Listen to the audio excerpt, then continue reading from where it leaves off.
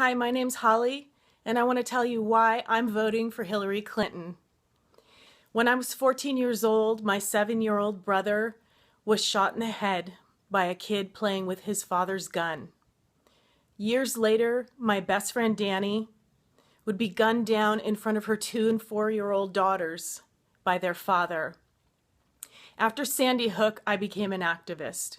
And through my work with Women Against Gun Violence, I've been to DC, I've talked to my members of Congress, and except for a very few brave legislators, Congress has basically done nothing because they haven't had the courage to stand up to the gun lobby. It's been years of a tireless fight. It's felt hopeless at so many times. Every time there's another mass shooting, a school shooting, it feels like we've been screaming into a void for years. And on the day that I finally heard Hillary Clinton say on television that she was going to stand up to the gun lobby and fight for safer gun laws, I literally fell down to my knees and cried because it was the first time I had felt hopeful since this began after Sandy Hook. I felt like the cavalry is on its way.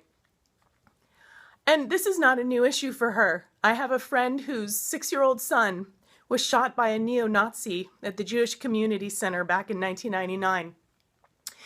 And Hillary, who was the first lady at that time, flew out to California and came and sat with those children as they recovered from their multiple gunshot wounds and comforted the parents. There was no press. There were no cameras anywhere. She did it because it was the right thing and because she cared. And 9 months later, she marched with those mothers in the Million Mom March in Washington, D.C. She's been standing with us since the beginning of this movement. This is not something new for her. She's the first presidential candidate that has had the courage to run on this issue rather than away from it. She's been with us, and that's why I'm with her.